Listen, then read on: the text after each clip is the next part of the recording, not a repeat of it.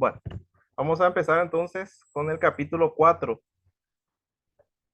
Daniel capítulo 4 versículos 1 al 7, ¿verdad? Daniel 4 es una prueba contundente de la soberanía de Dios sobre el reino de los hombres. También vemos que se cumple gráficamente el versículo de Santiago 4:6. Dios da gracia a los humildes y resiste a los soberbios, dice la palabra parafraseando un poco. En este capítulo 4 de Daniel, más que interesante, el Señor humilla a uno de los reyes más poderosos, perversos y orgullosos de la historia. Este es Nabucodonosor. Vamos a leer Daniel capítulo 4, versículos 1 al 3. Nabucodonosor, rey a todos los pueblos, naciones y lenguas que moran en toda la tierra, paz os sea multiplicada. Conviene que yo declare las señales y los milagros que el Dios Altísimo ha hecho conmigo. Cuán grandes son sus señales y cuán potentes sus maravillas. Su reino, reino sempiterno, y su señorío de generación en generación. Ahora, les pregunto a ustedes, ¿pueden habilitar sus micrófonos? ¿Qué hay de particularidad en el inicio de este capítulo 4? ¿Verdad? Si nosotros recordamos, 2 Timoteo 3, 16, 17 nos dice que toda la escritura es inspirada por Dios y útil para enseñar, para redarguir, para corregir y para instruir en justicia, a fin de que el hombre de Dios sea perfecto, enteramente preparado para toda buena obra, ¿verdad? Eso es lo que nos dice 2 Timoteo. Toda palabra de Dios es inspirada, o sea, toda la escritura es inspirada por Dios. Pero, ¿qué tiene de particularidad? Si ustedes recuerdan Romanos capítulo 3, nos dice, Pablo hace una pregunta retórica a los romanos, le dice, ¿de qué aprovecha a los judíos la circuncisión? Y antes que los romanos respondan apresuradamente, les dice mucho en todas maneras. Primero, que les ha sido confiada la palabra de Dios.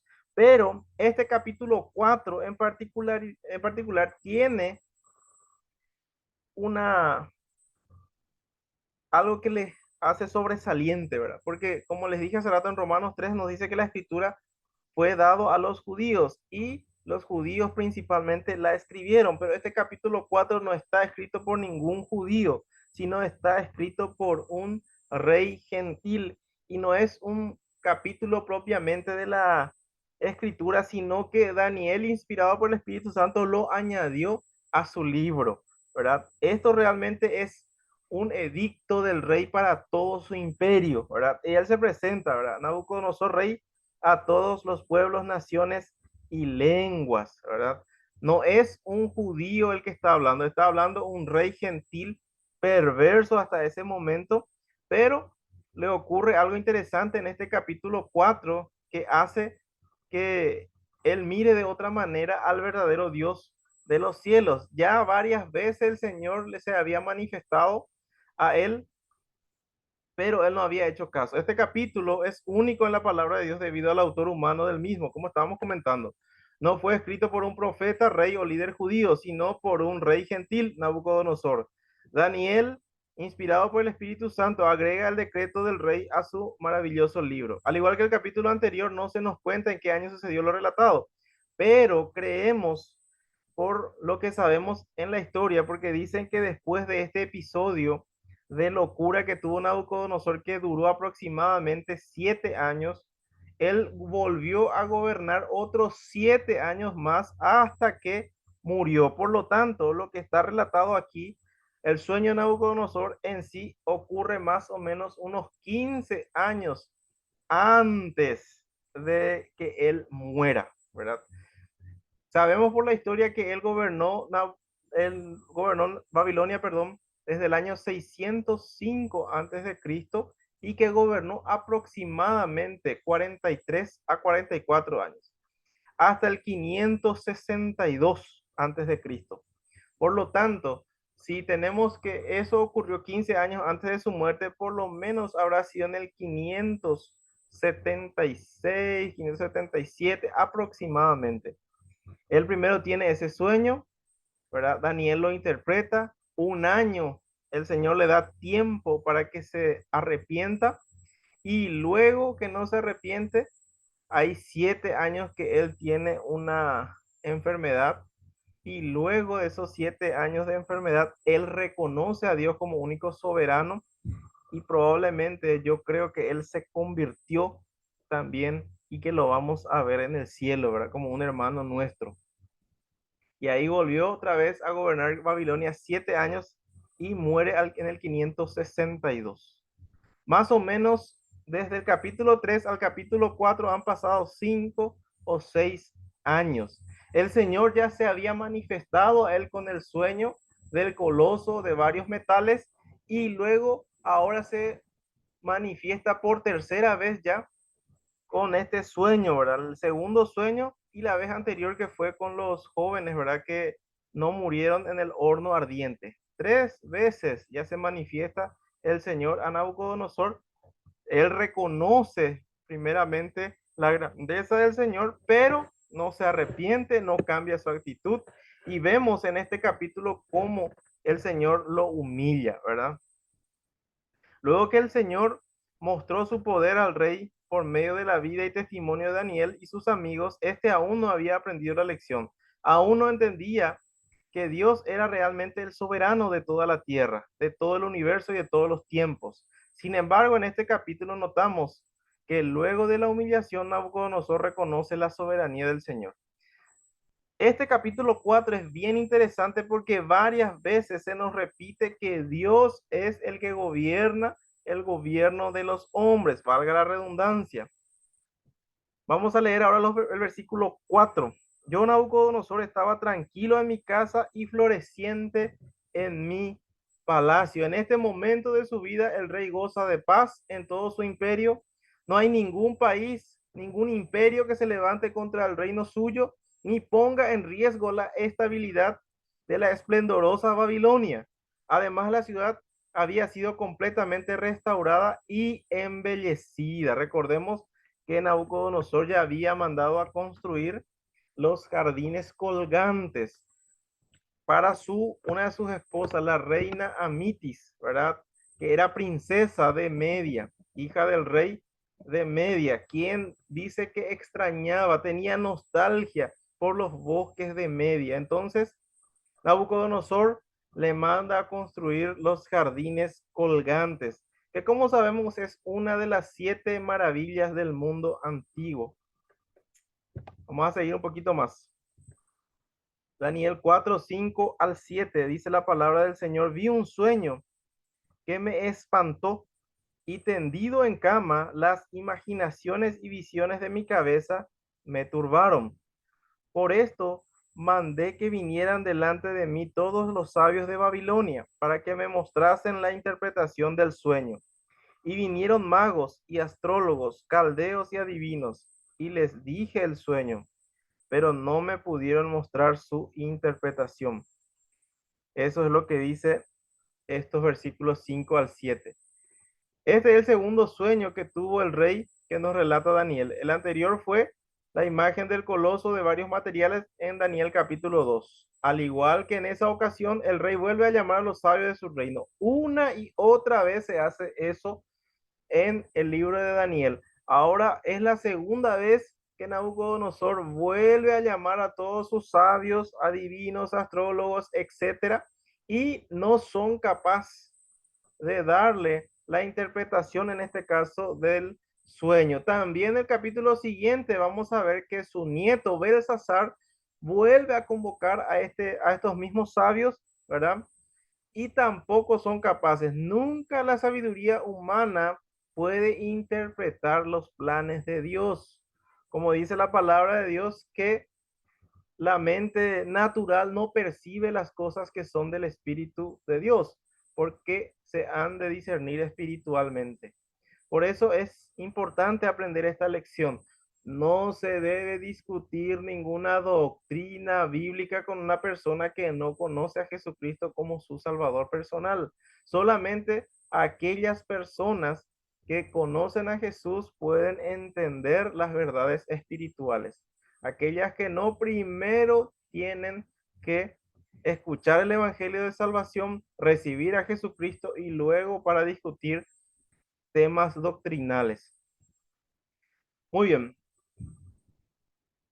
En esta ocasión, a diferencia del sueño anterior del coloso, esta vez Nabucodonosor les cuenta el sueño y les pide solamente la interpretación, pero el resultado es el mismo. No pueden dar una respuesta al pedido del rey. Ahí entra nuevamente Daniel en acción.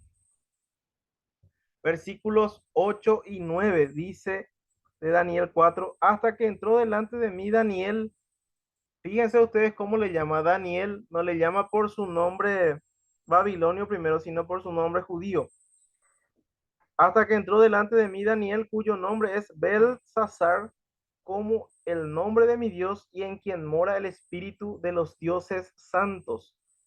Conté delante de él el sueño diciendo, Belsasar, jefe de los magos, ya que he entendido que hay en ti espíritu de los dioses santos y que ningún misterio se te esconde, declárame las visiones de mis sueños que he visto y su interpretación. Fíjense ustedes que Nabucodonosor reconoce que Daniel no era como uno de sus sabios, sino que era diferente. Él, dice Nabucodonosor, en él moraba el espíritu de los dioses santos, no estaba muy alejado de la verdad, como él era politeísta, entonces dice así, pero en realidad en él moraba el espíritu de Dios, ¿verdad? El Espíritu Santo. Luego del fracaso de los sabios de Babilonia, Daniel entra en escena. El rey reconoce que él era diferente a los demás. Algunos estudiosos de los idiomas originales manifiestan que la frase dioses santos podría traducirse en singular, o sea, Dios santo. Al respecto escribe John Whitcomb, en quien muere el espíritu de los dioses santos. Si el rey tiene la intención aquí de dar honra al Dios de Daniel, esta frase podría traducirse igual de bien como el espíritu del Dios santo. Vamos a seguir un poquito más. Versículos 10 al 17. Estas fueron las visiones de mi cabeza mientras estaba en mi cama. Me parecía ver en medio de la tierra un árbol cuya altura era grande. Crecía este árbol y se hacía fuerte, y su copa llegaba hasta el cielo, y se le alcanzaba a ver desde todos los confines de la tierra. Su follaje era hermoso y su fruto abundante, y había en él alimento para todos. Debajo de él se ponían a la sombra las bestias del campo, y en sus ramas hacían morada las aves del cielo, y se mantenía de él toda carne.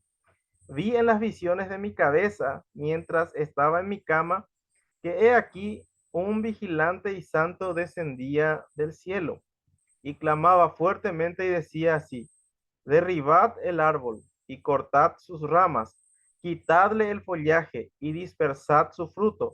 Váyanse las bestias que están debajo de él y las aves de sus ramas. Mas la cepa de sus raíces dejaréis en la tierra, con atadura de hierro y de bronce, entre la hierba del campo. Sea mojado con el rocío del cielo y con las bestias sea su parte entre la hierba de la tierra. Su corazón de hombre se ha cambiado y le sea dado corazón de bestia, y pasen sobre él 7 tiempos. La sentencia es por decreto de los vigilantes y por dicho de los santos la resolución, para que conozcan los vivientes que el Altísimo gobierna el reino de los hombres, y a quien él quiere lo da, y constituye sobre él al más bajo de los hombres. Aquí Nabucodonosor relata a Daniel el sueño que ha tenido acerca de un árbol grande que estaba en medio mismo de la tierra, en el centro, que crecía hasta hacerse extremadamente grande y fuerte y llegar incluso hasta el cielo, nos dice el relato de Daniel 4, pudiendo ser vista desde cualquier parte de la tierra, con abundantes hojas y frutos, y bestias que se apacentaban debajo de ella, y aves del campo que anidaban en dicho árbol, y al parecer se abastecían de ella.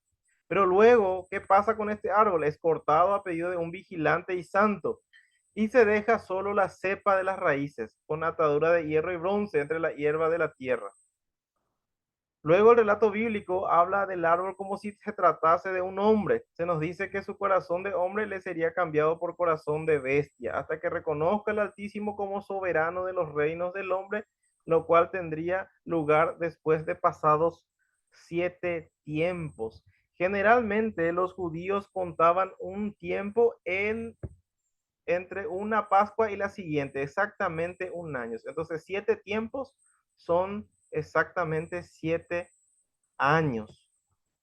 Entonces, luego de 7 años de enfermedad, Nabucodonosor reconocería que el Señor es el que gobierna el reino de los hombres. En ese momento recuperaría la cordura. Muy bien, vamos a seguir un poquito más, versículos 18 y 19. Yo, el rey Nabucodonosor, he visto este sueño. Tú, pues, Belsasar, dirás la interpretación de él, porque todos los sabios de mi reino no han podido mostrarme su interpretación, mas tú puedes, porque mora en ti el espíritu de los dioses santos. Entonces Daniel, cuyo nombre era Belsasar, quedó atónito casi una hora y sus pensamientos lo turbaban. El rey habló y dijo: Belsasar, no te turbe ni el sueño ni su interpretación. Belsasar respondió y dijo: Señor mío, el sueño sea para tus enemigos y su interpretación para los que mal te quieren. Nabucodonosor comete la imprudencia de acudir primeramente a los sabios de Babilonia y luego a Daniel. Tenía que ser al revés. En vista a su experiencia anterior, como Daniel capítulo 2 nos menciona, cuando ni los sabios ni otro grupo de Babilonia pudieron interpretarle su sueño, tenía que dirigirse directamente a Daniel. Sin embargo, él vuelve a cometer el mismo error. Primero se va a los sabios de su reino, a los humanistas, ¿verdad? Con sabiduría humana, que no pueden interpretar las verdades espirituales. Como cristianos también nosotros muchas veces tenemos la misma actitud que el rey. Primero agotamos nuestros propios recursos y luego de nuestro fracaso es cuando acudimos a Dios. La Biblia es clara, primeramente tenemos que acudir siempre a Dios. Mas buscad primeramente, dice, el reino de Dios y su justicia, y el resto vendrá por añadidura.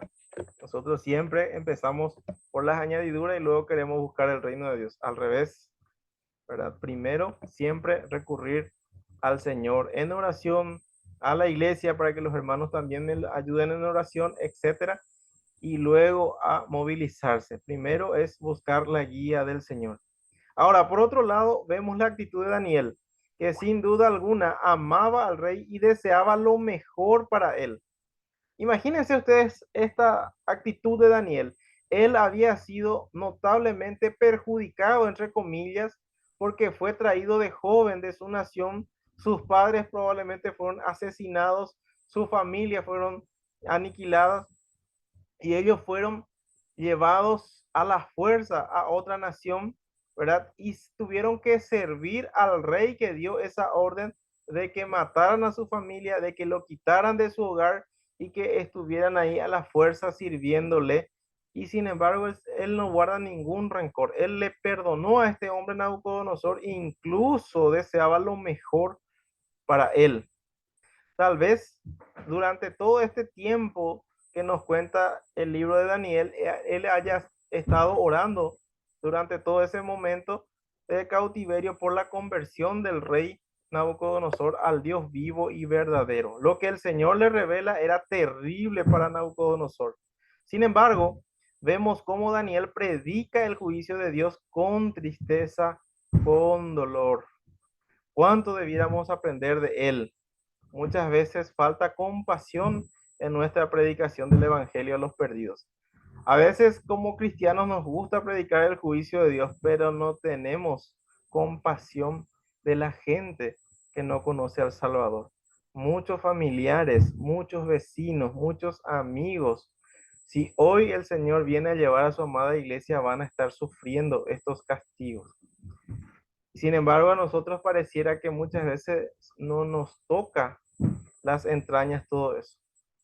Más bien estamos contentos, ¿verdad? Felices de predicar el juicio de Dios. Siempre hay que predicar lo que dice la palabra, pero siempre con amor y con compasión, ¿verdad? Porque hay muchas personas que no conocen al Salvador y que van a sufrir del juicio de Dios. También me pareció interesante recalcarles lo siguiente, mis queridos hermanos. Siempre que el Señor va a juzgar a una persona o a un pueblo, a una nación, primero siempre advierte. Siempre una y otra vez, hasta dos, tres veces advierte. Luego envía su juicio cuando no hay arrepentimiento, como vamos a ver más adelante. Vamos a seguir un poco más, versículos 20 al 22. El árbol que viste, que crecía y se hacía fuerte, y cuya copa llegaba hasta el cielo, y que se veía desde todos los confines de la tierra, cuyo follaje era hermoso y su fruto abundante, y en que había alimento para todos, debajo del cual moraban las bestias del campo, y en cuyas ramas anidaban las aves del cielo. Tú mismo eres, oh rey, que creciste y te hiciste fuerte, pues creció tu grandeza y ha llegado hasta el cielo, y tu dominio hasta los confines de la tierra. Daniel entonces da la interpretación del sueño al rey. El árbol mencionado representa al mismo Nabucodonosor. El árbol se utiliza varias veces en la Biblia simbolizando a hombres. Por ejemplo, vemos en Isaías 14, Ezequiel 28, Ezequiel 31, etcétera. Yo solamente les voy a nombrar uno más, Salmo 1, ¿verdad? Bienaventurado el varón que no anduvo en consejo de malo, ni anduvo en camino de pecadores, ni en silla de escarnecedores se ha sentado, sino que en la ley de Jehová está su delicia. Será como árbol plantado junto a corrientes de agua.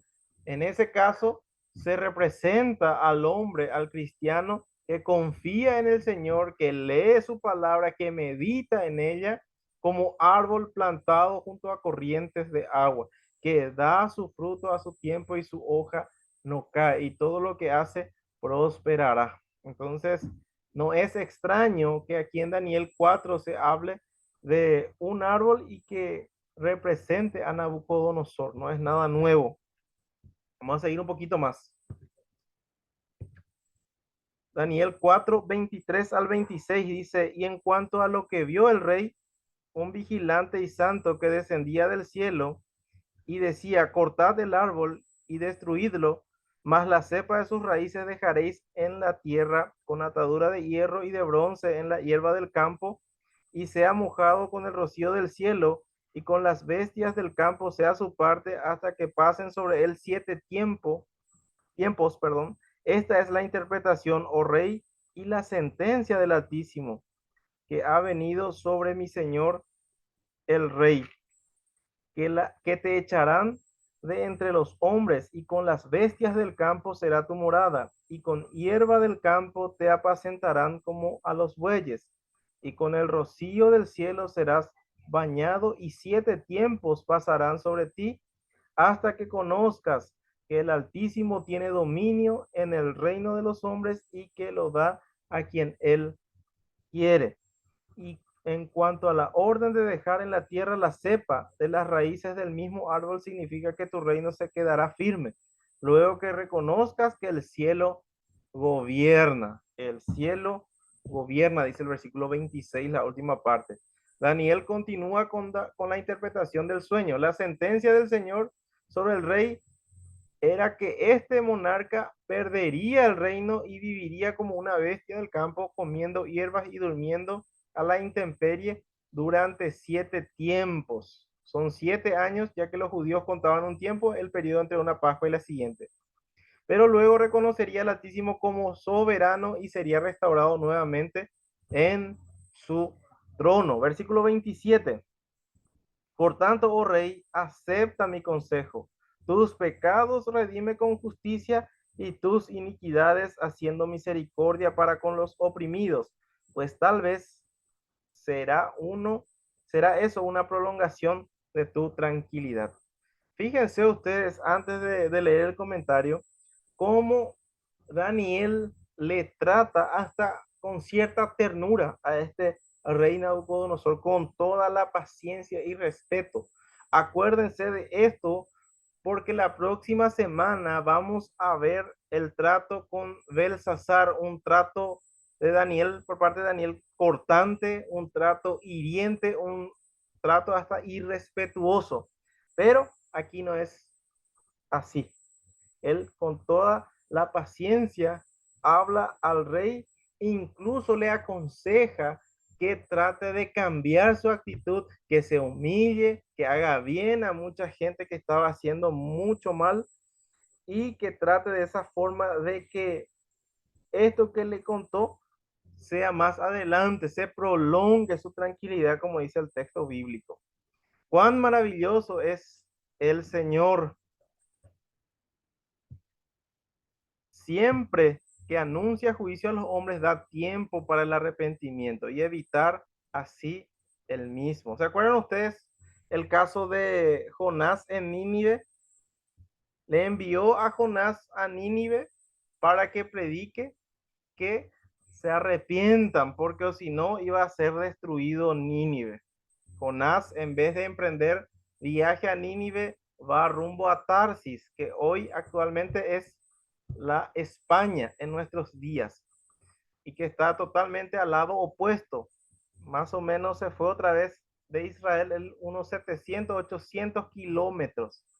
Entonces, para volver de Tarsis hasta Nínive, tuvo que el Señor encargarse personalmente de su transporte dentro de un gran pez, dice la palabra de Dios, y luego finalmente llega a Nínive.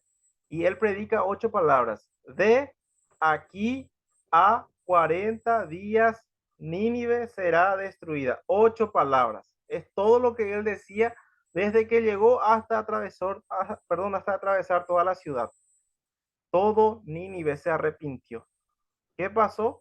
El Señor no destruyó esa ciudad en aquel momento porque todos se arrepintieron. Entonces el Señor siempre anuncia juicio, hay una advertencia y si se arrepienten, entonces se evita el juicio de Dios. Pero el hombre es terco por naturaleza, el caso de Nabucodonosor, y rara vez acepta el consejo de Dios. Daniel anuncia el juicio de Dios con compasión y da al rey un consejo para arrepentirse de sus pecados, reconocer al Señor como soberano y evitar de esa forma el inminente juicio. Con respecto a este tema, me gustaría leer con ustedes el libro de Job, capítulo 33. Acuérdense de lo que estábamos hablando. Siempre que va a haber juicio, el Señor lo advierte una, dos, varias veces. Le da la oportunidad para que se arrepienta al hombre y luego envía su juicio. Eso es lo que nos dice ahí en Job 33, 14 al 30. Dice de esta forma. Sin embargo, en una o en dos maneras habla Dios, pero el hombre no entiende por sueño, en visión nocturna, cuando el sueño cae sobre los hombres, cuando se adormecen sobre el lecho, entonces revela al oído de los hombres y les señala su consejo, para quitar al hombre de su obra y apartar del varón la soberbia, detendrá su alma del sepulcro y su vida de que perezca a espada. También sobre su cama es castigado con dolor fuerte en todos sus huesos, que le hace que su vida aborrezca el pan y su alma la comida suave. Su carne desfallece de manera que no se ve, y sus huesos que antes no se veían aparecen. Su alma se acerca al sepulcro y su vida a los que causan la muerte. Si tuviese cerca de él algún elocuente mediador muy escogido que anuncie al hombre su deber, que le diga que Dios tuvo de él misericordia, que lo libró de descender al sepulcro, que halló redención, su carne será más tierna que la de niño, volverá a los días de su juventud, orará a Dios y éste le amará y verá su faz con júbilo y restaurará al hombre su justicia. Él mira sobre los hombres y al que dijere, pequé y pervertí lo recto y no me ha aprovechado, Dios redimirá su alma para que no pase al sepulcro y su vida se verá en luz. He aquí, todas estas cosas hace Dios 2 y 3 veces con el hombre, para apartar su alma del sepulcro y para iluminarlo con la luz de los vivientes. Ese fue el mensaje que le dio Eliú, uno de los amigos a Job.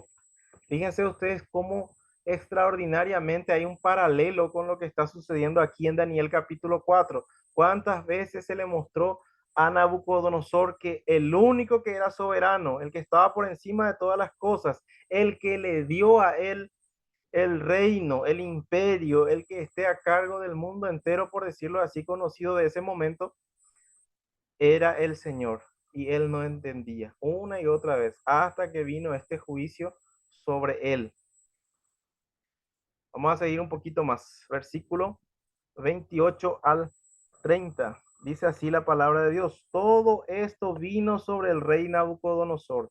A pesar de que tuvo un año de tiempo, no se arrepintió.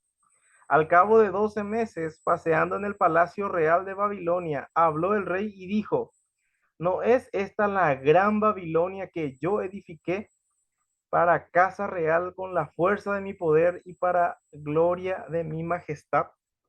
Babilonia fue fundada por el bisnieto de Noé, Nimrod. Génesis 10, 8 al 10. Si ustedes recuerdan el relato, dice que Nimrod era poderoso cazador delante de Dios. Sin embargo, algunos estudiosos creen que la traducción más exacta sería poderoso cazador en contra de Dios. Sobrevivió a una serie de conflictos y llegó a ser una de las ciudades más grandiosas y suntuosas del mundo conocido. Estaba muy bien construida y se extendía por un área de 15 millas cuadradas, alrededor de 25 kilómetros. El río Éufrates la cruzaba diagonalmente, pasaba por debajo de los muros de la ciudad y nutría o le hidrataba a toda la ciudad con sus aguas, ¿verdad? Eso es muy importante porque es justamente por esta entrada en el muro que los persas entraron y conquistaron la ciudad. Vamos a verlo eso la próxima semana. Heródoto cuenta que la ciudad de Babilonia estaba rodeada por una muralla de 350 pies de alto, alrededor de 90 metros y 87 pies de ancho, 24 metros. Sus cimientos eran de 35 pies de profundidad, más o menos unos 10 metros, ¿verdad? Para evitar la invasión mediante túneles. Y era lo suficientemente ancha como para que 6 carros de caballos pudieran correr por ella. Había alrededor de la muralla 250 torres de vigilancia ubicadas en lugares estratégicos. Por el exterior de la muralla había un foso lleno de agua procedente del Éufrates, lo que constituía una protección adicional para la ciudad contra los ataques de los enemigos, pues cualquier ejército tenía que cruzar este foso antes de poder acercarse a las 100 puertas de bronce de la ciudad. Pero además de ser una bastión de protección para el pueblo, Babilonia era un lugar de belleza y esplendor. Han quedado registrados en la historia sus famosos jardines colgantes, como una de las 7 maravillas del mundo antiguo. Ubicados en una amplia zona, se elevaban a gran altura en terrazas perfectamente trazadas unas sobre otras. Los visitantes podían admirarlas, ascendiendo hasta lo más alto por medio de escaleras de 10 pies, 3 metros de ancho. Impresionante la belleza y el esplendor de esta Babilonia. Estos jardines colgantes tenían desde lejos una vista imponente. La torre misma se asentaba sobre una base de 300 pies, 100 metros de ancho y otros tantos de alto. El gran templo de Marduk, cercano a la torre de Babel, era el santuario más renombrado en todo el valle del Éufrates. Albergaba una imagen de oro de Bel y una mesa de oro que en conjunto pesaban no menos de 50.000 libras, alrededor de 22.680 kilos. En la cúspide había una imagen de oro de Bel e Ishtar, 2 leones de oro, una mesa de oro de 40 pies, 12 metros de largo y 15 pies, 4.5 de ancho, y una imagen de oro con figura humana de 18 pies, alrededor de 6 metros de altura.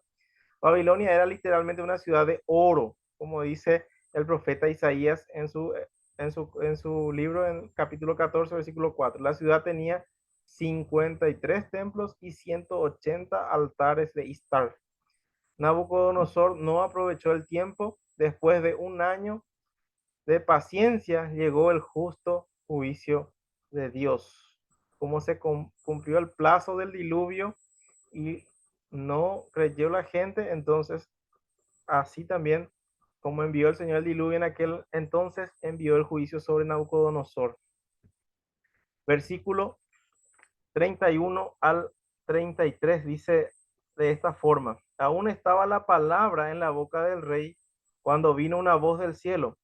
A ti se te dice, rey Nabucodonosor, el reino ha sido quitado de ti y de entre los hombres te arrojarán, y con las bestias del campo será tu habitación, y como a los bueyes te apacentarán, y 7 tiempos pasarán sobre ti, hasta que reconozcas que el Altísimo tiene el dominio en el reino de los hombres, y los da a quien él quiere. En la misma hora se cumplió la palabra sobre Nabucodonosor, y fue echado de entre los hombres, y comía hierba como los bueyes, y su cuerpo se mojaba con el rocío del cielo, hasta que su pelo creció como plumas de águila y sus uñas como la de las aves. No hizo caso, y el Señor le envía una enfermedad, una monomanía, una licantropía, como le llaman algunos, ¿verdad?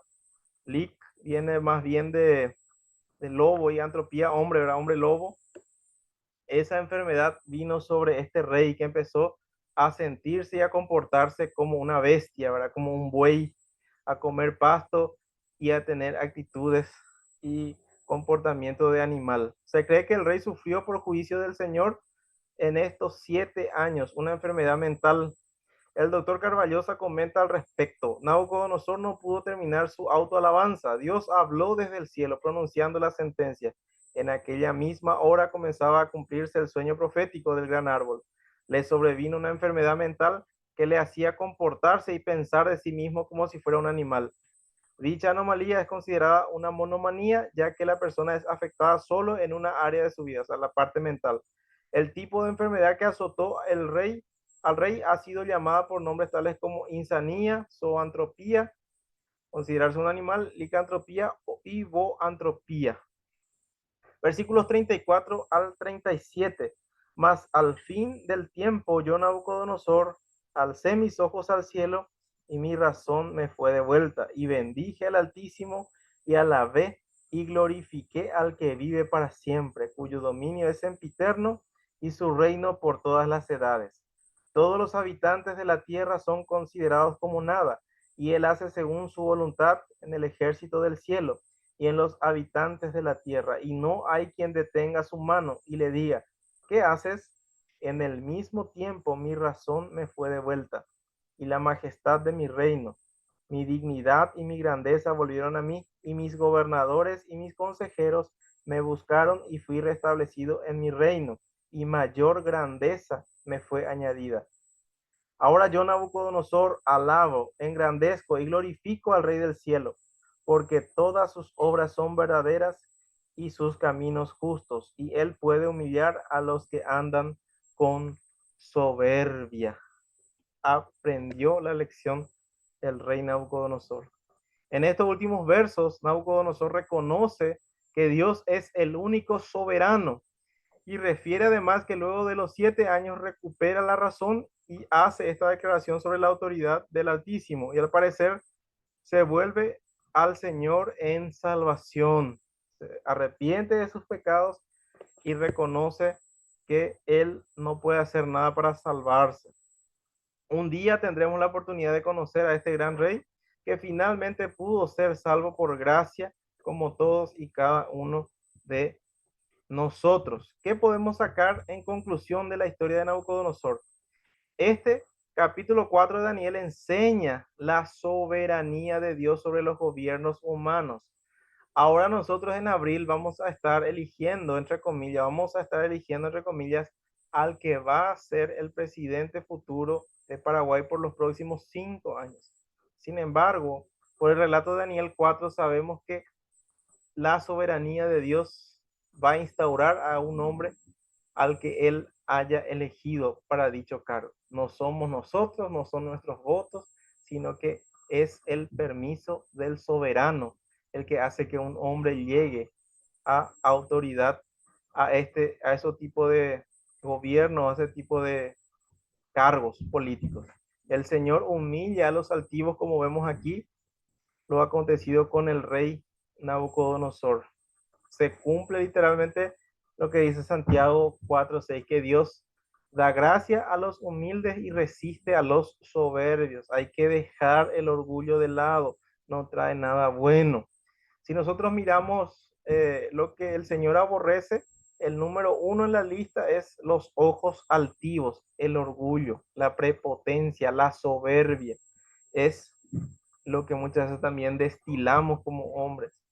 Todos los hombres debemos aprender estas lecciones, en especial los líderes, los que tienen cierta autoridad, ya sea en la iglesia o en los trabajos seculares, etcétera. Hay que ser humildes, no hay que ser soberbios y hay que dar a Dios el lugar que le corresponde. Él es el único soberano. El cielo gobierna. Dios es el que dispone a cada hombre para todos los cargos que él quiera.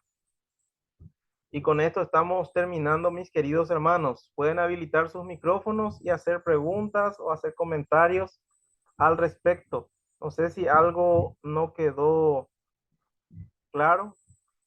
¿Alguna pregunta, alguna duda?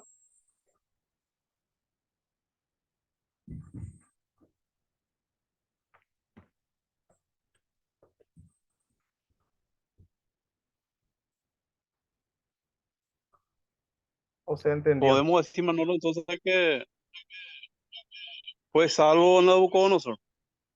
Particularmente yo creo que sí, ¿verdad? Por cómo da gloria al Señor, cómo cambió su actitud en este capítulo con respecto a los capítulos anteriores. Porque si nosotros recordamos en el capítulo 2, capítulo 3, él reconoce al Señor, pero después cambia otra vez su actitud. Sin embargo, según lo registrado en Daniel capítulo 4, él ya no volvió a cambiar su actitud y reconoció a Dios como el soberano, ¿verdad? Y particularmente creo que le vamos a encontrar nosotros en el cielo, ¿verdad? Va a resucitar al tiempo de la segunda venida de Cristo junto con los santos del Antiguo Testamento y probablemente vamos a tener la oportunidad de hablar con él, le vamos a conocer y nos va a dar seguramente su testimonio en primera persona, con más detalle incluso tal vez. Y la construcción también es impresionante.